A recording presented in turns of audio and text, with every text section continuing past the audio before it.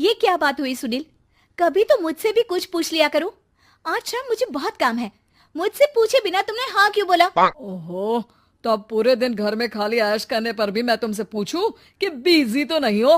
अरे फालतू का मेलोड्रामा नहीं चाहिए मुझे। टाइम से तैयार रहना। उसे सच में आज बहुत काम है बेटे, तू अकेले चला जाना।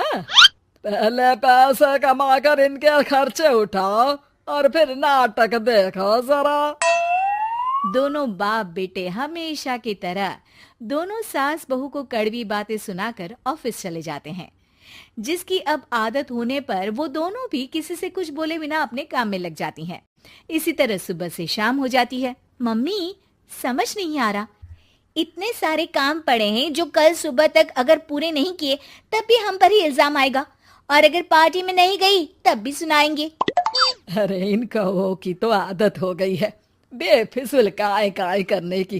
तू तैयार हो जा, काम मैं संभाल लूंगी। अब नेहा सुनील के घर वापस आने से पहले ही तैयार हो जाती है, जिस पर वो सुनील के आते ही पार्टी के लिए चले जाते हैं। वहां पहुंचकर हमेशा की तरह सुनील अपने दोस्तों में बिजी हो जाता है और नेहा एक कोने में खड़ी रहती है। रात बीतती है और अगली सुबह एक बार फिर वही रूटीन शुरू हो जाता है। इन लोगों को हमारे काम और जिंदगी की कोई अहमियत क्यों नहीं है? इन्हें कब समझ में आएगा कि घर में रहने वाली औरतें सिर्फ आराम नहीं करती। बेटा, मेरी तो उम्र बीत गई यही सोचते हुए, पर आज तक ना वो बदले और ना जवाब मिला। लेकिन माँ, समय हमेशा एक जैसा नहीं रह सकता, इन्हें बदलना होगा।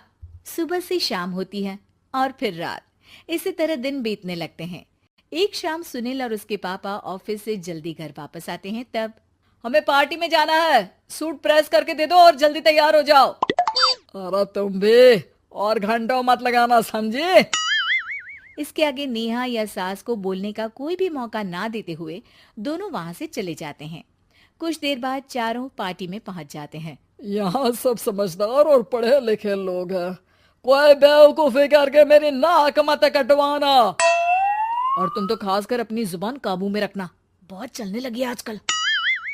आप लोगों की शायद हमेशा हर जगह हमें इंसल्ट करने की आदत बन गई है। अच्छा, जब शॉपिंग पर मेरे ही पैसे उड़ाती हो तब ये बगावत याद नहीं आती होगी। काम न काज की, दुश्मन अनाज की।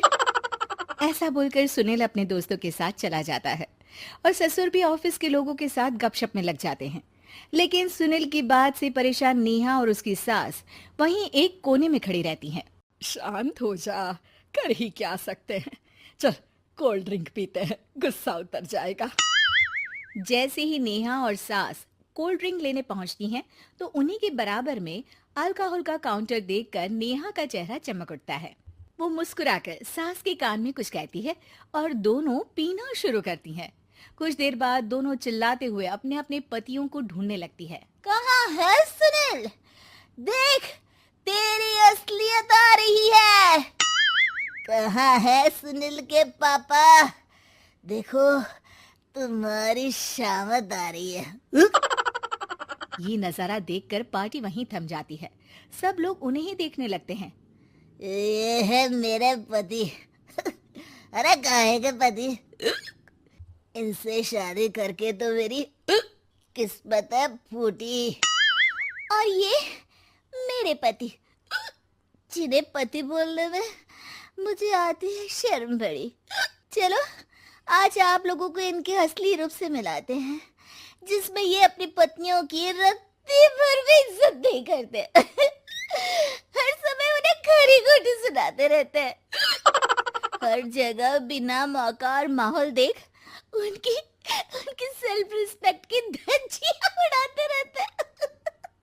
क्या बोलते हो कि घर में रहकर हम करते ही क्या है? अगर ऐसी बात है तो कल से खुद अपने कपड़े धोना, प्रेस करना, सब्जी खरीदना, खाना बनाना और पसंद ना आने पर दोबारा बनाना, जैसे हम करते हैं ना। फिर घर की सफाई, सारा सामान अपनी जगह रखना, जो तुम्हारे फेंकने पर हम करते हैं। और फिर फाइनेंस मंत्री बनकर लिमिटेड पैसों में बढ़ती कीमतों के साथ घर का बजट बनाना। सुनील, इन्हें चुप करा। अपनी तो कोई इज्जत है नहीं, हमारी भी खराब कर रही है। हाँ, ये तो और बढ़िया है। अब अच्छे से सुनो। नेहा, ये क्या ड्रामा है? ड्रामा तो अभी शुरू हुआ है जी। सास और नेहा अपने मन की सारी भड़ास निकालने लगती है, जिसे चुपचाप खड़े रहकर सुनने के अलावा ससुर और सुनील के पास कोई चारा नहीं होता। बहुत देर तक यही सब चलने के बाद आखिर में दोनों सास बहू बेहोश हो जाती हैं। अगली सुबह सिर दर्द के साथ दोनों की नींद अपने अपने कमरे में खुलती है, जिस पर उनके पति उन्हें हॉल में लेकर आते हैं। मेरा सिर इतना दर्द क्यों कर रहा है? मेरा भी। इतनी देर में ससुर 2 ग्लास नींबू पानी लेकर रसोई से बाहर आते हैं। ये लो नींबू पानी, इससे सिर दर्द ठीक हो जाएगा।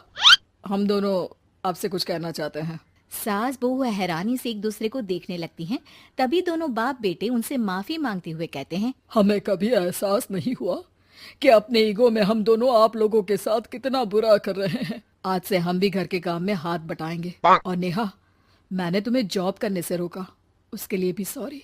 तुम्हें जो करना है करो। ये सब सुनने के बाद सास बहू मुस्कुराते हुए एक दूसरे की तरफ देखती हैं। अल्कोहल वाले काउंटर पर बैठकर कोल्ड ड्रिंक पीकर थोड़ा ड्रामा करते हुए आज इन्हें सबक सिखा ही देते हैं। माँ जी की बेटी, सरल, सुशील और शांत, ये क्वालिटी थी सरस्वती की, जो कि शर्मा जी की बहू थी। क्या है बहू, जब देखो तब किचन में खटर पटर करती रहती हो, लेकिन खाने को कुछ देती ही नहीं। कैसी बात कर रही हो पीयूष की अम्मा? सुबह से 4 कप चाय, 2 बार नाश्ता और इतनी सारी बहू के हाथ की नमकीन तो खा चुकी हो, फिर भी ऐसा बोल रही हो? अरे कुछ तो डरो ऊपर वाले से। तभी वहाँ पीयूष आ जाता है। क्या है सरस्वती, इतनी देर लगती है क्या टिफिन बनाने में? एक काम है घर का तुम्हारे पास, वो भी नहीं कर पाती हो वक्त पर। आपका टिफिन टेबल पर रखा है और नाश्ता भी, बाकी का सामान बेड पर रखा है और अब मैं मंदिर जा रही हूँ। सरस्वती मंदिर चली जाती है। उसके जाने के बाद घर में, यार माँ, कैसी गवाह लड़के से शादी करा दिया है। मंदिर, पूजा, किचन और सास ससुर के सिवा इसे कुछ दिखता ही नहीं है कि कैसे खुद को स्मार्ट बनाकर रहना होता है, कैसे लोगों से जुड़ना है, बातें करनी है, ऐश करना है। अरे पैसा बचाओ, पैसा बचाओ, और कुछ आता ही नहीं इस लड़की को। जो क्वालिटी तू गलत तरीके से बता रहा है ना, दरअसल एक अच्छी गृहिणी की वही सारी अच्छाई होती है बेटा। घर को चलाना, समाज में इज्जत दिलाना और घर वालों का ख्याल रखना, और चाहिए ही क्यों? अरे क्यों नहीं चाहिए कुछ और? लड़की ऐसी होती है कि घर आए तो पूरा घर बदल कर रख दे, सभी को खुश रखे। लेकिन बहू के अंदर तो ये सारी क्वालिटी है ही नहीं। अरे खुश तो उन्हें रखा जाता है जो खुश रहना जानते हैं। तुम लोगों को तो कोई खुश नहीं कर सकता। पिताजी, अब आप ही लोग सोचिए, क्योंकि मैं किसी और से शादी करना चाहता हूँ। आप लोगों को बहू के साथ रहना है या मेरे साथ? क्योंकि मैं अब इसके साथ नहीं रह सकता। मैं बहू को नहीं छोड़ सकता। उसके मरते पिता को मैंने वादा किया था कि मैं उसे बेटी बनाकर रखूंगा। तो ठीक है ना माँ, तैयार कर ले अपना सामान, हम दोनों किसी और घर में रहने चलेंगे तेरी नई बहू के साथ। अरे हाँ बेटा, वही ठीक है, लेकिन मैं तेरे पिता के बिना भी तो नहीं रह सकती। तो मेरे बिना रह सकती हो? ठीक है, मैं अकेले ही चला जाता हूँ। बेटा वहाँ से चला जाता है, लेकिन सास का दिल नहीं लगता। बहू मंदिर से भी हो आती है और फिर, माँ, पिताजी, खाना लग गया है, खा लीजिए। हाँ हाँ, तुझे बस आता ही क्या है, खाना बनाना और खाना खिलाना। अरे सुन, मेरे सारे कपड़े पैक कर दे। क्यों माँ जी, कहीं जा रही हैं क्या? हाँ बेटे, ये अपने बेटे के साथ रहने जा रही है, लेकिन घबरा मत, तेरा पिता तेरे साथ है। बहू समझ नहीं पाती कि उसके साथ हो क्या रहा है, लेकिन फिर ससुर उसे सारी बात बता देता है। बेटा, ये नई बहू कब आ रही है? मुझसे घर का काम नहीं होता। वैसे भी तेरी पहली निकम्मी बीवी ने मुझे किसी काम का नहीं छोड़ा। माँ वो बस आने ही वाली है, और हाँ माँ, उसके आगे ना थोड़ा स्टैंडर्ड से रहना, क्योंकि वो थोड़े बड़े घर की लड़की है। उसका एक स्वैग है, स्वैग। तभी वहाँ एक बहुत सुंदर सी लंबी सी लड़की आती है। हे पीयूष, भागकर कैब से मेरा सामान ले आओ, और हाँ प्लीज एसी ऑन करके जाना। रीमा, ये मेरी माँ है। तुम चाहती थी ना कि मेरी माँ हम लोगों के साथ रहे। हेलो आंटी जी, हम लोग ना जल्दी शादी कर लेंगे, फिर मेरी जैसी टॉप लड़की आपको अच्छी बोलेगी। एक्साइटेड होंगी ना आप? पर नो इश्यू। पीयूष सामान ले आओ ना, एंड आंटी आप पानी ले आइए प्लीज। माँ को तो समझ में ही नहीं आता कि वो क्या करे। वो बहू के लिए पानी लेकर आती है तो उसका पैर पर्दे में फंस जाता है और वो गिर जाती है। ओहो, पूरा पानी गिरा दिया। कांच का ग्लास क्यों छूती है जब हाथ पैर नहीं चलते? कितनी मुश्किल से मैंने और पीयूष ने ये गृहस्थी बनाने की कोशिश की है। अरे पर तो क्या हो गया, एक गिलास ही तो टूटा है। अपने घर में तो रोज एक तोड़ती हूँ, लेकिन मजाल है सरस्वती कुछ कहे। और हाँ, मैं पानी वानी नहीं पिलाने वाली, मुझे ऐसी कोई आदत नहीं है। बहू हो, बहू की तरह रहो, समझी? तभी वहाँ पीयूष आ जाता है, जिसे देख रीमा रोने लगती है। देख लो अपनी माँ को कैसी खरी खोटी सुना रही है। और अभी तो मैं आई हूँ, थक गई थी, बस पानी क्या मांग लिया। कह रही है बहू हो, बहू की तरह रहो।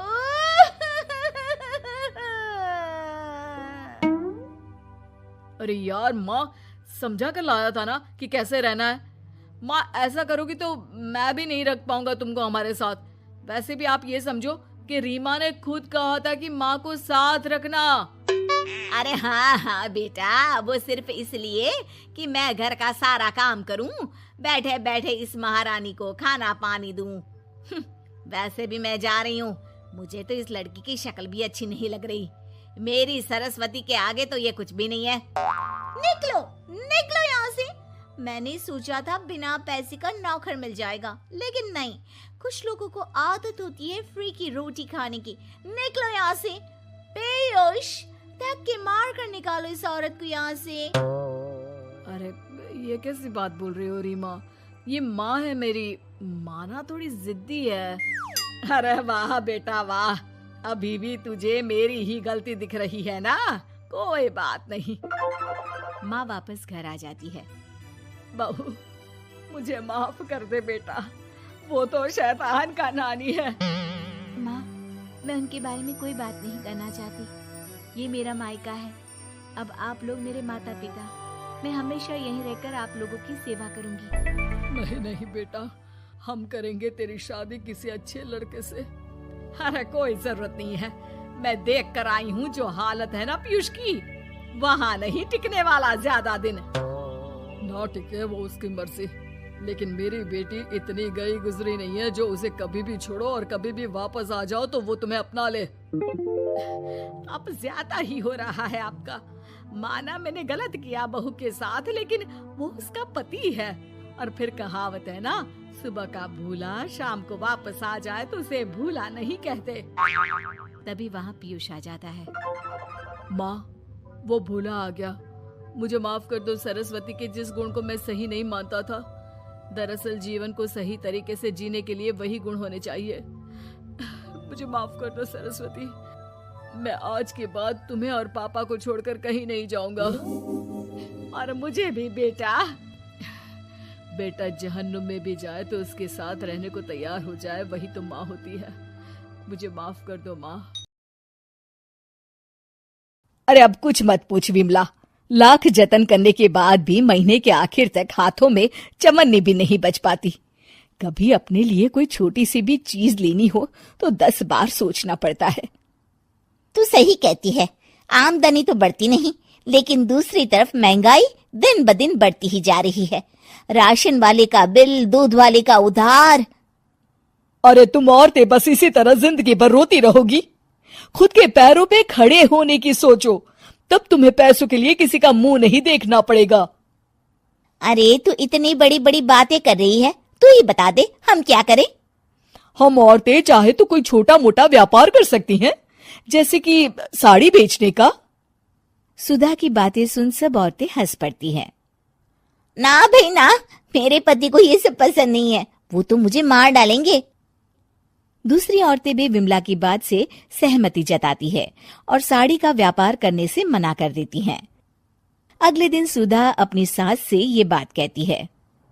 बस अब यही काम रह गया था, सारा दिन यही सब सोचती रहती हो। अरे बढ़िया आई साड़ी बेचने वाली। तभी वहां सुधा का पति विवेक आता है। अपनी माँ की बात काटते हुए कहता है, अरे माँ, सुधा ठीक ही तो कह रही है। अगर ये साड़ियों का व्यापार करना चाहती है तो इसमें क्या गलत है। मुझे तो सुधा की बात पसंद आई। अरे मजाक है क्या व्यापार करना? अच्छे अच्छों की खटिया खड़ी हो जाती है। मैंने दुनिया देखी है। बेटा तुम लोग ज्यादा हवा में मत उड़ो, और फिर साड़ियाँ खरीदने के लिए पैसे कहाँ से लाएगा? तुम उसकी चिंता मत करो माँ, मैं देख लूंगा। अगले दिन विवेक अपने एक दोस्त से कुछ पैसे उधार लेकर साड़ी के कारखाने से बहुत सारी साड़ियां खरीद लाता है। ये लो सुधा, तुम्हारा ऑनलाइन अकाउंट बन गया है। अब लोग घर बैठे तुमसे साड़ियां खरीद सकते हैं। ये तो बहुत अच्छी बात है। हाँ, और इतना ही नहीं, मैंने इसमें सभी नई डिजाइन की साड़ियों की फोटो भी अपलोड कर दी है। अब बस तुम देखती जाओ। कुछ दिनों के बाद, नमस्ते, मुझे सुधा जी से मिलना है। ओहो, तू कौन है और मेरी बहू से तुझे क्या काम है? माँ जी, मैं सुधा जी से साड़ियाँ खरीदने आया हूँ। अरे बड़ा बेवकूफ है तू, इतना बड़ा मीना बाजार छोड़कर यहाँ साड़ी खरीदने आया है। तेरा ऊपर का कोई पेच ढीला है क्या? अरे माँ जी, आप नहीं जानती, आजकल ऑनलाइन का जमाना है, समय और पैसे दोनों की बचत होती है। तभी वहां सुधा आ जाती है। सुधा बिरजू को साड़ियां दिखाती है। क्या बात है सुधा बहन जी, आपके पास तो बहुत ही सुंदर सुंदर साड़ियां हैं। एक काम करिए, ये वाली दे दीजिए और ये वाली भी। छोड़िए, एक काम करिए, ये सभी ही दे दीजिए। सुधा की सास हैरान रह जाती है। अरे इतनी साड़ी का तू करेगा क्या? अरे माँ जी, मेरी बीवी पहनेगी। अरे कितनी बीवियां है तेरी? माँ जी, आप भी ना, बीवी तो एक ही है। पहले तो मैं 2-4 साड़ियाँ लेने आया था, लेकिन अब पूरी 20 साड़ियाँ ले जा रहा हूँ। ये लीजिए सुधा बहन जी, आपके पैसे, चलता हूँ। धीरे धीरे सुधा के द्वारा घर में खोली गई छोटी सी दुकान चल पड़ती है और देखते ही देखते सुधा के घर ग्राहकों की लाइन लग जाती है। पैसों की आमदनी देख सुधा की सास की आंखें फटी की फटी रह जाती है। जा बहू, अब तू थोड़ा आराम कर ले, इन लोगों को मैं साड़ियाँ दिखा देती हूँ। माँ जी आप? अरे हाँ हाँ, अब जा भी। इस तरह सुधा की सास भी उसके कारोबार में हाथ बटाने लगती है। देखो सुधा, तुम्हारा व्यापार तो चल पड़ा। पिछले कुछ महीनों में इतनी कमाई हुई है कि तुम्हें यकीन नहीं होगा। सच? हाँ, और तुम्हें पता है माँ, दोस्त से लिया हुआ उधार भी चुकता करके अच्छे खासे पैसों की बचत भी हो गई है। सुधा की सास अपनी बहू और बेटी की कामयाबी पर बड़ा खुश होती है। बहू की तरक्की देख के मैं बहुत खुश हूँ बेटा। तूने साबित कर दिया कि अगर पति का सपोर्ट मिले तो पत्नी कुछ भी कर सकती है। जी माँ जी, आपने बिल्कुल सही कहा। नीता का परिवार उसकी शादी कराना चाहता है, पर नीता को अपने बॉयफ्रेंड से ही शादी करनी होती है, जिसके लिए परिवार तैयार नहीं होता। इन्हीं सब उलझनों के बीच नीता के पापा उसकी मर्जी के खिलाफ राघव और नीता की शादी करा देते हैं। शादी तो तुसी मेरी करा दिता, हुन मैं भी देख दिया ए परिवार खुश किवें रहंदा है। अपने गुस्से के चलते नीता शादी के अगले ही दिन से परिवार में सबको उल्टे जवाब देना, किसी की कोई बात ना सुनना और अपने मन मुताबिक रहना शुरू कर देती है, जिससे घर में सबको दिक्कत होती है, लेकिन नीता को कोई कुछ नहीं बोलता। एक दिन सास नीता के पास आती है। बहू की गल तुसी किवे नाल या किसी गल से नाराज हो? तुहानू मेरी फिक्र करन दी कोई लोड़ नहीं, मैं ठीक हाँ। ऐसा बोल नीता वहां से चली जाती है, पर सास की बात उसके मन में रह जाती है। शादी के अगले दिन से ही मैं सब दे नाल किन्ना औखा बिहेव किता, फिर भी आप मेरे तो इन्ने प्यार नाल गल किवे कर सकदी आ। मां नू नफरत करनी नहीं आउंदी, ऐस करके वो सोचती आ कि एक ना एक दिन तुम्हारा गुस्सा भी खत्म हो जाऊगा। यह कदे नहीं हो सकता।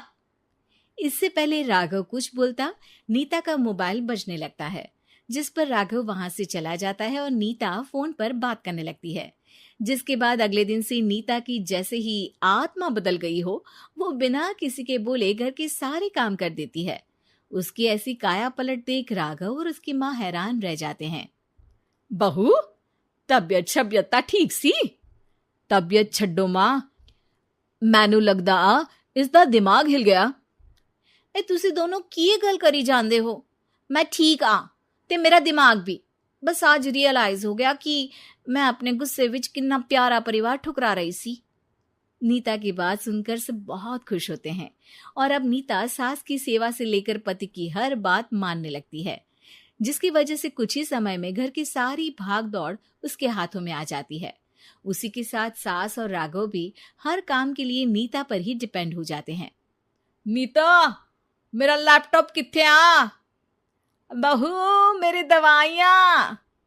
अब नीता अच्छी पत्नी और सर्वगुण संपन्न बहू बन गई होती है और इसी तरह विश्वास जीतते हुए एक दिन तिजोरी की चाबियां भी उसके हाथ में आ जाती है।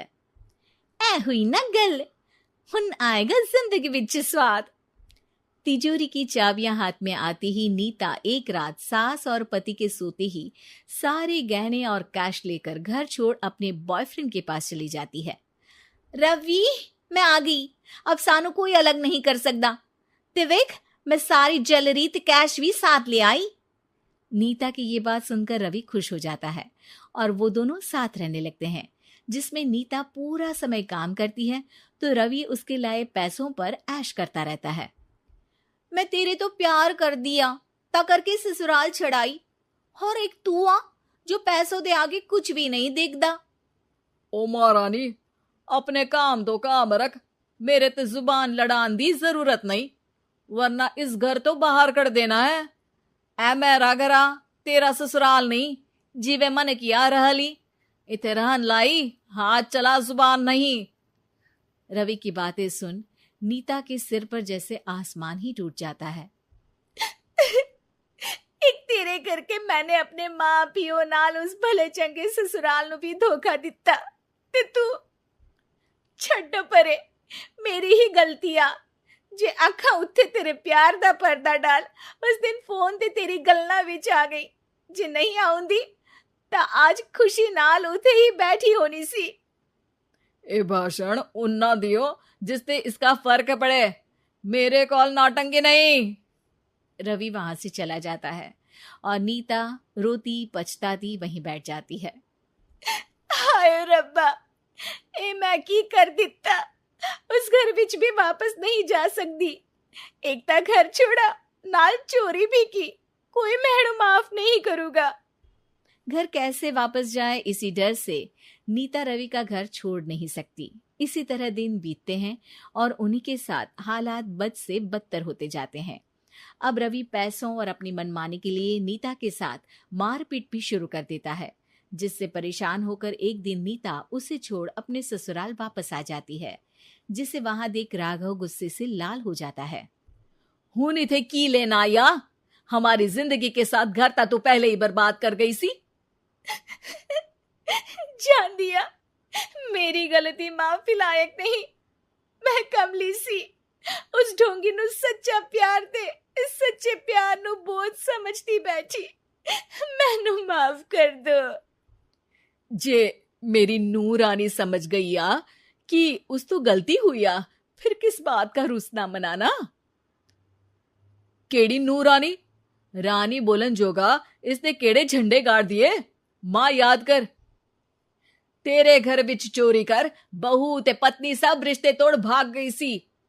अरे फिर की मानता रहिया, गलती हो गई सी। एक गलती ता रब भी माफ कर देता। ते तू और मैं ता सिर्फ इंसान ही आ। माफ कर दे। मैं बोल रही आ, ये दोबारा कदी कोई गलती नहीं करेगी। इसदा नहीं ता मेरा ही भरोसा कर ले। ठीक आ, जिवे तुहानू ठीक लगे, पर इसे बोल दे मेरे कोलो कोई उम्मीद ना रखे। तुसी जिवे कहोगे। अब सास हर रोज राघव को मनाने की कोई ना कोई नई तिकड़म बताकर नीता को उसके पास भेजती रहती है, जिससे कुछ समय बाद नीता का पछतावा और कोशिशें देखकर राघव भी उसे माफ कर देता।